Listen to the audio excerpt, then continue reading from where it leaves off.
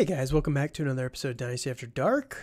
We're your hosts, Calvin Timms and Dale Terry, and welcome back to another breakdown offseason recap for the Tennessee Titans. And most of you have probably already seen this, but this is actually take number 2 for this video. Some of you guys out there checked out take 1 and only heard Dale talking. So obviously we found out we had an issue with my mic. My mic didn't transfer anything that I said in that original video. So we're going to redo this one and try again. So thank you guys for joining us. And if this is your first time, we're excited. We're going through all of the NFL teams offseason recap all summer long.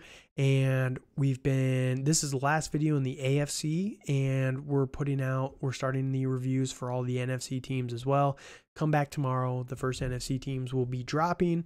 It's a big bummer. We were kind of sad, but we had a guest, and we had recorded a few episodes ahead, and we lost all that footage, unfortunately. But it is what it is. We're going to keep rolling. We'll get it back out there for you guys.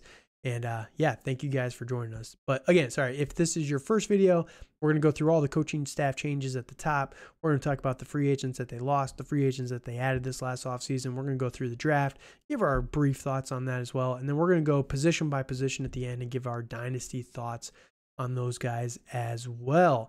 The good news is, by pushing this video another day, we get to find out the DeAndre Hopkins news, which is pretty big. So we'll talk about that here in just a little bit. But before that, Dale, how are we doing today? Hey, I'm doing great. It is Sunday now. I'm feeling good, and I am ready to talk about the Titans one more time. So, dude, they're just so good. We had to talk about them again. I know. Just Twice, I know. Couldn't I get know. enough. So, all right. Before we get into the Titans, if you can, please like and comment on the video. 10 little seconds to do that. Subscribe to the channel. We're going to be bringing more content. We'll probably be dropping this week a DeAndre Hopkins Dynasty discussions episode, one of the evenings this week, once we figure out what day and time and everything like that. But that'll be coming here in just a couple days as well.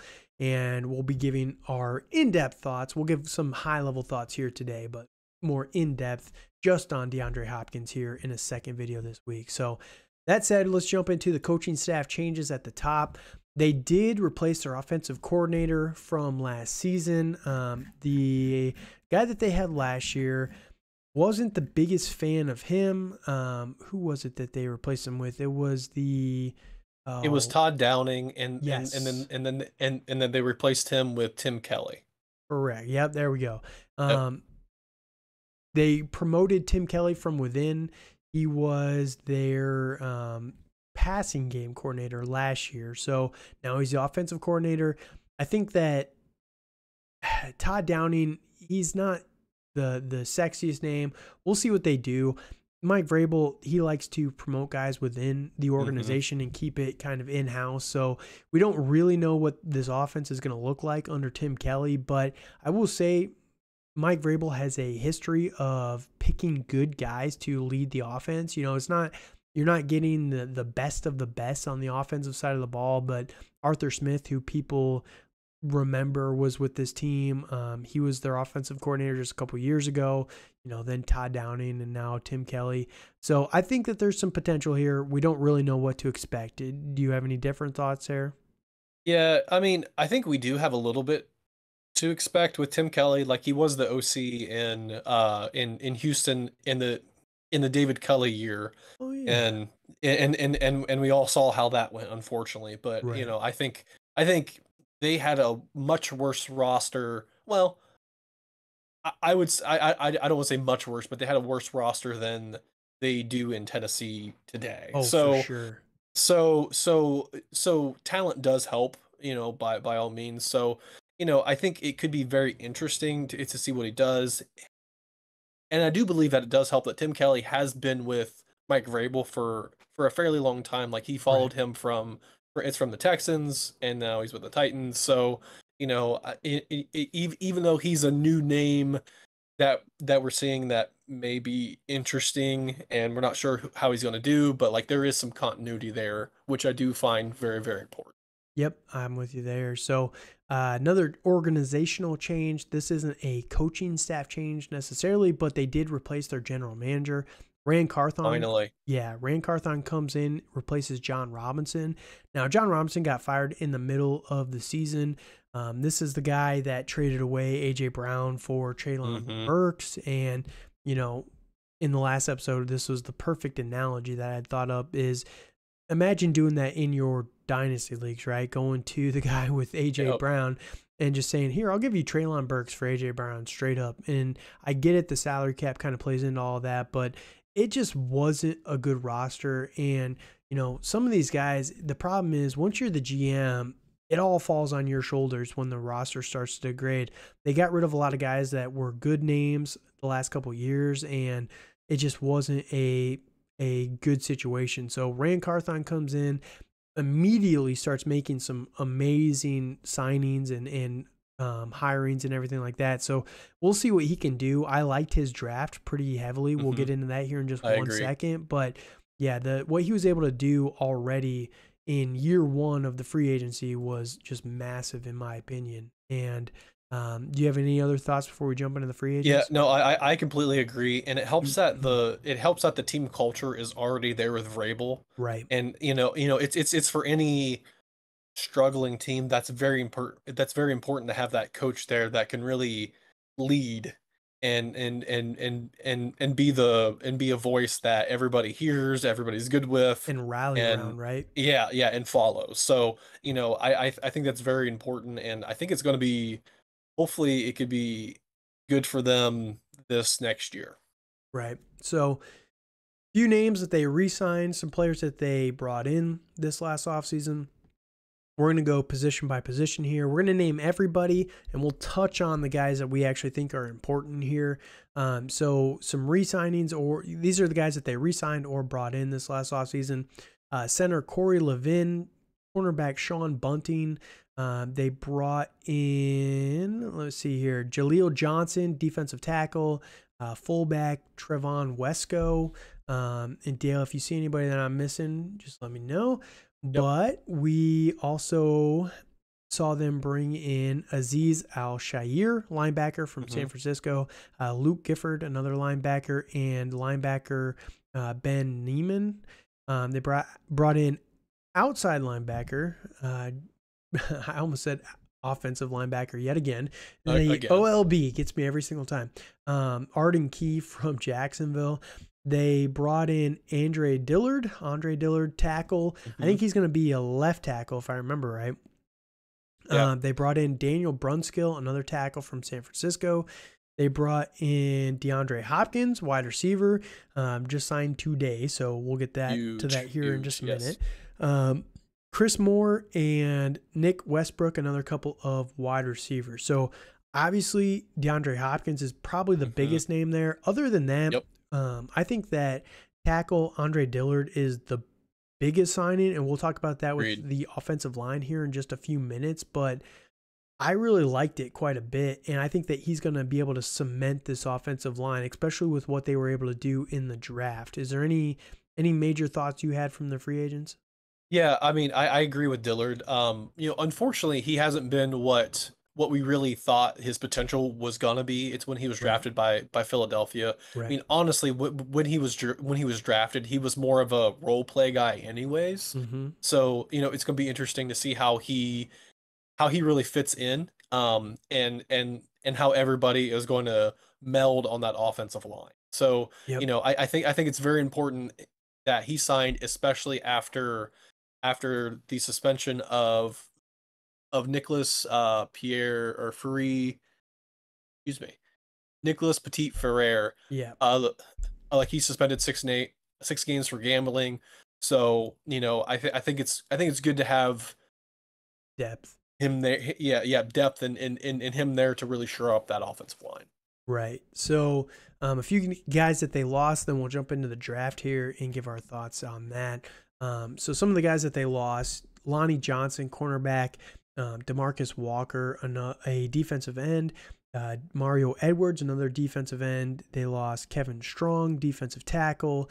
They lost Nate Davis, guard; Dylan Cole, inside linebacker; linebacker David Long. So they kind of replaced a lot of these linebackers, as we talked about already. They lost Bud Dupree, linebacker. That was a big loss on their defensive side of the ball. LaRaven Clark, a right tackle. They also lost Dennis Daly, another tackle. So trying to rebuild that on the fly a little bit here. Yep. But again, we like Andre Dillard and what he can do with this offense. They lost Austin Hooper, tight end. They lost Robert Woods, the wide receiver. Then a few guys that they lost that haven't been re-signed by any teams just yet. Center Ben Jones, cornerback Terrence Mitchell, cornerback Joshua Kalu, defensive end Deshaun Hand, linebacker Zach Cunningham, Taylor Lewan, left tackle. Now, I could see them bringing him back. He's still a good player, just kind of banged up a lot in the last couple of years. Yep. So the potential is still there. And yeah, the fact that he's still out there is kind of surprising, but we'll see what ultimately happens with him. Linebacker Joe Jones, running backs Trenton Cannon and Dontrell Hilliard, AJ Moore, the safety, and Andrew Adams, another safety, tight end Jeff Swaim, and wide receiver Cody Hollister. So guys that they lost, Robert Woods is a big hit to this team. I know he didn't do much last year, but they need all the weapons that they can kind of get here this offense. Is there any other names that really stood out to you? I mean, it's the only ones is Taylor Lewan, which I do agree with you that I think they're going to try to re-sign him. I think it all depends on their financials, stuff like that. And Zach Cunningham, like he's been a pretty decent player. Like he played with Houston, and he's with the Rams too, right? He was not with the Rams. He's just been with Houston and the Titans. So so like he's bounced between them. So like he's played with Vrabel and has had that continuity with him. So I think that's a guy that they can potentially bring back, but it depends at what price point. So obviously they're waiting on training camp too to see injury. Yes, and things like absolutely, that, right? absolutely, yes. All right, so let's jump into the draft here really quickly. In round one, they shocked everybody by taking Peter Skoronski, offensive tackle out of Northwestern. A lot of people had them tied to Jackson Smith and Jigba or Quentin Johnson or, any of the wide receivers that went in round one. They were pretty much all tied there. They were also tied to a quarterback who they ultimately took Will Levis in the second round, 33 overall. There were rumors that they were trying to trade up into the bottom of the first to get that fifth-year option with Will Levis. So, obviously they kind of have a little bit of faith in him. And this is perfect for Will Levis, in my opinion. I didn't like Will Levis when he was talked about as going number 4 overall to the Colts. I like Will Levis a lot when he's a second-round pick because the pressure's not there. If he doesn't end up panning out, which, Dale and I are a little skeptical, but at this price point, it makes it more interesting, right? You're not spending that premier pick on Will Levis. If he hits, he has the tool set to hit. It's just the mental side, right? And he gets to come in and sit behind Ryan Tannehill. And I think that this is a great situation for Will Levis because Mike Vrabel is a good coach. I think he can relate to the players and kind of get through to them a little bit there. Round 3, they take Tajae Spears, running back out of Tulane. Round 5, they take Joshua Wiley, tight end out of Cincinnati. Round 6, Jalen Duncan, an offensive tackle out of Maryland. And then in round 7, Colton Dowell, a wide receiver out of UT Martin. And I thought this was incredible. They took all offensive players through all their picks in this draft. You've seen a lot of guys come in, new head coaches, they just try and load up the defense while they're trying to figure out the offense. And you love to see that, new GM Rand Carthon says, we're going to load this offense up. I believe in Vrabel's ability to maximize this defense. So we're going to go and get those offensive pieces and get what this offense is missing. You add in DeAndre Hopkins, who they just got today. And I think that this offense is looking way better just already. What are your thoughts on the draft and kind of some of these players in general? Yeah, I mean, I definitely do agree that their team looks a lot better. They are a more run-centric offense anyways. So, it's loading up it's loading up on offensive line. I don't really expect a Skoronski to be a tackle. I can see him going inside. He's listed as a guard. So I mean, I can definitely see that. So, I think that's good. And and when they were at their peak, it was a couple years ago, um, when Tannehill was like almost at the MVP level, Right. like they were still a very run heavy team. Yeah. Yeah. But He was just very efficient, right, with those yeah, play yeah, action yeah, yeah. It passes. was yes, exactly. So I think they're going to try to do a lot of that, and thankfully it's a fairly weak uh Division. Yeah.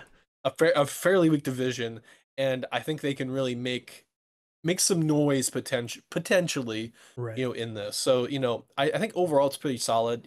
I'm not a big Levis believer. I think he's too much of a meathead in my opinion, but Yeah, but if he's I go ahead. well, and I was going to agree with you that in the second round, I don't feel there's as much risk compared to taking him, early on Right. or like at 11, which they could have done. Yeah. What I was going to say is if this isn't the team that gets Levis to be an NFL caliber player, it's not going to happen anywhere. Mm. Like Mike Vrabel, he's Yep. not an offensive mind. It's not like he's going to Andy Reid, right? Maybe, Yep. okay, maybe if Will Levis went to Andy Reid in the Chiefs, but he's never going to play because there's Patrick Mahomes, right? So, it's one of those, okay, yeah, possibly there's a better landing spot, but he's just never going to see the field. So whatever. But I think that Mike Vrabel is the type of coach that can get through to Will Levis. And I think Ryan Tannehill is probably going to be someone who's going to be a good mentor for him. And I know there's the famous clip of him last year. It's not my job to mentor Malik Willis. He's not Yeah. trying to train these guys on how to take his job, but it's not necessarily like, oh yeah, Will, here's how you can do what I just did better, right? It's not necessarily like that. It's just saying, okay, here's how you practice for a game. Here's how you prep for a game, right? And sometimes you just need to see other guys do it, and then you can kind of adapt that, right? It's not necessarily going to be one-to-one. He's not saying, okay, here's how I prepare for the Colts in week 12, right? I watch him, he's going through these kind of things. He thinks this is important, so maybe I should think that's important too. And I'm going to do it in my way, but you see what the importance is from sitting behind a Tannehill. And I think that's where it can be very beneficial to someone like Will Levis. So really quickly, offensive line, we do think that it's going to be better. Last year was the worst ranked PFF offensive line, and that's crazy for a Vrabel team. And I know that they've been banged up the last couple of years. Their starter, Nicholas Petit-Ferrer, he's got the gambling suspension there at the beginning of the year. But the rest of these guys, I think that there's a lot of talent here. You got Andre Dillard. You've got Peter Skoronski, who's going to be a starting guard already. Like he was talked about as a tackle, and he kind of has swing tackle ability, guard tackle eligibility for both. But I think that he's going to slot in instantly as a guard. Their other guard is pretty good, Dylan Raduns. They've got a pretty good center, if I remember right, as well. So I think that the starting core of these guys is going to be pretty good, and it's going to be much better than 32 overall that we saw last year. What are your thoughts on these guys? Yeah, I completely agree. Like I think they're going to progress to the mean a little bit. I don't expect them to be world beaters, but Right. I think they have to be better. It's very unfortunate when you get the injury bug like they did last year. Right. Like that they were actually having a very good year last year until about week 11, 12, and then it really hit the fan and they just fell off a Yep. cliff. Everybody was And banged up, right? Even yeah, Tannehill. everybody. Yes, exactly. And that's when we had the Malik Willis experiment and Right. experience too. And so thankfully we have some hopefully competent quarterback play and some competent play calling. So I think anything is better than what they experienced last year. Yeah, I'm with you there. So, other than that, you jump over to the quarterbacks. Obviously, a new and improved offensive line is going to help someone like Ryan Tannehill. Now, we looked at it for the last video. Ryan Tannehill still has a decent amount of money left on his contract, and I think that means he's going to be the starter this year, unless injury strikes again. It's going to be Ryan Tannehill's team this year. There is a possibility that he's here next year as well.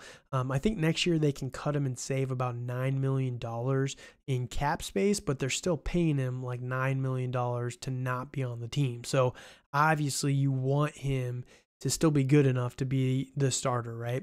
And that only benefits Will Levis more. Again, if he's good enough to beat out Ryan Tannehill, that's when I'm going to have a lot more faith in him that he's going to be good enough for fantasy football, right? Because Tannehill is a good quarterback. He just can never stay healthy, right? So Ryan Tannehill. I will say that he does stay.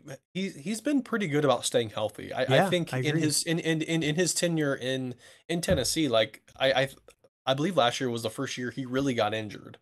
Yeah, 17 in so 2021, 16 games in 2020, 12 last year, and 12 in 2019.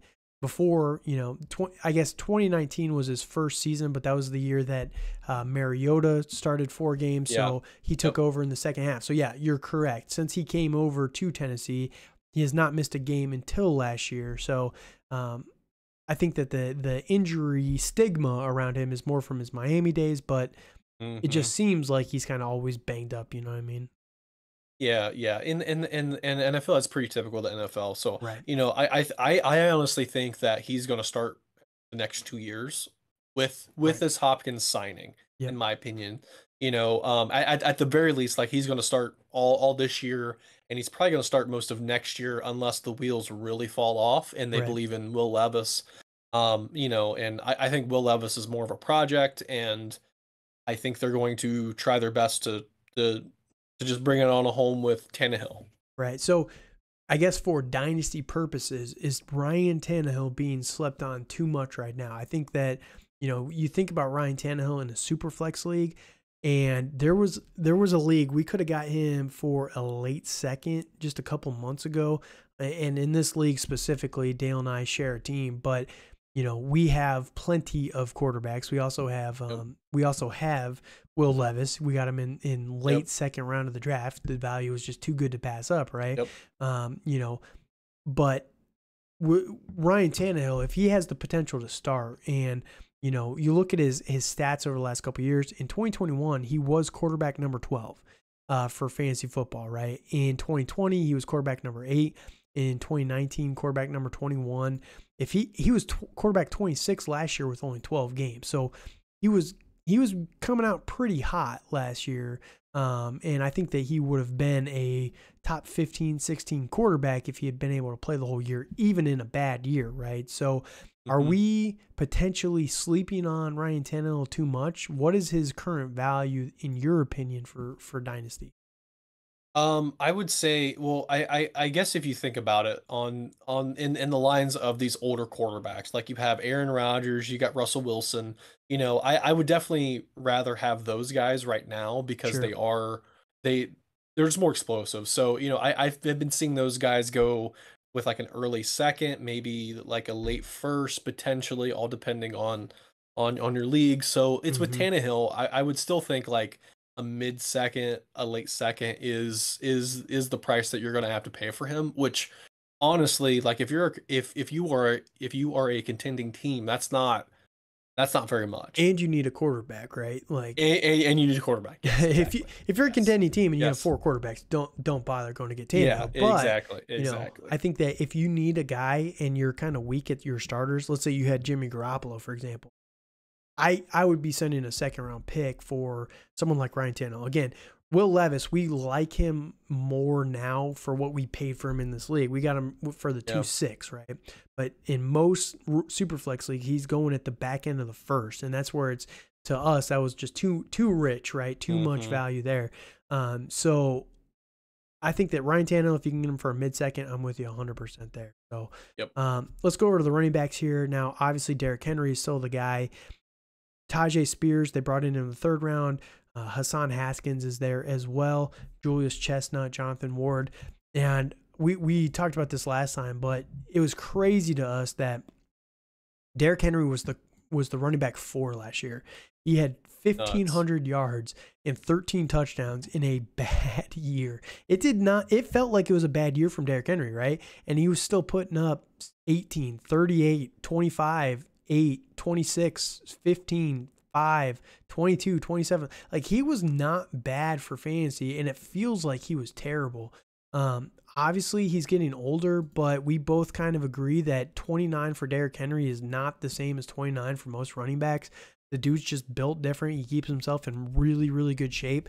I could see him going more the AP or, the Frank Gore type of route where he's going to be relevant for a lot longer. Maybe he's not going to be a stud 1,500-yard rusher for in his mid-30s, but I could also see him being a 1,000-plus yard rusher in his 30s, right? In his mid-30s. So I would not be shocked if Derrick Henry has a long lifespan left. And if you can get him for a late first, is that not just stealing? It really is. I mean, I could see him having 2 or 3 years of being relevant. And, in most dynasty leagues, like you are playing in a 3-year window. So, Right. If you feel you're a running back away, just go for it. Right. In my opinion, and with Derrick Henry, like he's not super injury prone. Like he did get injured in 2021, like he did have the ankle injury, but other than that, he's been very good. Like he started 16 games last year. In 2020 he started 16 games. Right. Like I love Derrick Henry. He's I think he's very underrated, and it's because he's not a pass catcher, and he's really not. I mean, that's the big thing in fantasy. But I will say that this last year, like he did have a career high in receptions and receiving yards. So that's something to look out for, and something that he is trying to develop into his game. Yeah. In his game to expand his longevity. Yep, I'm with you there. And I just look, the only downside, the only risk with Derrick Henry right now, this is his last year with the Titans. So next year he's technically a free agent. But again, I could see them bringing him back if they have a good season this upcoming year. So, all right. So let's, Tajae Spears is the name behind him. I was excited about Hassan Haskins last year, but I think that Tajae is the backup you want to own. There is the potential, but the problem is Tajae Spears, we found out after the draft, he has no ACL in his knee, which we didn't know was even possible. So it just makes him a scary pick. For Tajae Spears, he can be very, very good. He's a very explosive player, but it can literally go in the snap of fingers, and he could just never be the same player again. So one devastating knee injury, and he's just done, right? Because he has nothing to stabilize that knee. So he's a high risk, high reward potential player behind Derrick Henry, but I think that there is some potential value. He has good hands. I don't think it's talked about enough how good his hands are, right? No, and I agree with that. I love Tajae Spears. Like I watched him quite a bit towards the end of the year. In their championship games and then their bowl games. And he just ran really hard. He played excellent. Like he was the best player on the field. And for their bowl game, like they played USC, and I think he played better than Caleb Williams, on that day. And I feel that's going to be saying a lot here in the next couple years. So yeah, for sure. For sure. So I'm not super worried about him, and I really like Tajae Spears. So yep, I'm with you. So his value in most rookie leagues, I think, is pretty worth it. So we're going to jump over to the wide receivers and the pass catchers. We'll include, there's only one tight end that's worth talking about here, and that's going to be Chig Okonkwo. But we'll talk about all the wide receivers here. And before last time, it was kind of an easy conversation. Treylon Burks, that's the name you want to own. You don't want Racey McMath. We did talk briefly about Chris Moore, and I like Chris Moore even more now that he's the number 3 in this team. But Treylon Burks, Chris Moore, and you'd have to say DeAndre Hopkins. That's going to be the top 3 for this team. Maybe Kyle Phillips can take over the slot role for the team. But everyone right now is freaking out about Treylon Burks because of the addition of DeAndre Hopkins. And I will say, I think that that's a little silly. I do like DeAndre Hopkins for this team. And I saw someone put out a perfect poll, and I don't know who it was to give him credit here, unfortunately. But they basically said that it's a fallacy. It's a myth, right? That adding more good players to an offense means less targets for those players. More good players means better drives and more sustained drives, which means more opportunity for everybody, right? So I think that Treylon Burks is still worth it, and I would actually be using this as a buy window everywhere that I could, because 100%. I think this is going to hurt his value. Everything from camp so far has said that he's looking very, very good. And DeAndre Hopkins is only going to help him by taking more coverage off. It's going to make Burks the number 2, which is where I think that he's really going to shine in this team. Is there any thoughts on those two? Any other guys you want to mention? I completely agree with that. I'm actually really excited about Burks. I don't think. I mean, he might take a little step down in his production, but I don't Maybe. think I it's don't going to think be. so, personally. Yeah, I don't think it's going to be anything that we need to worry about.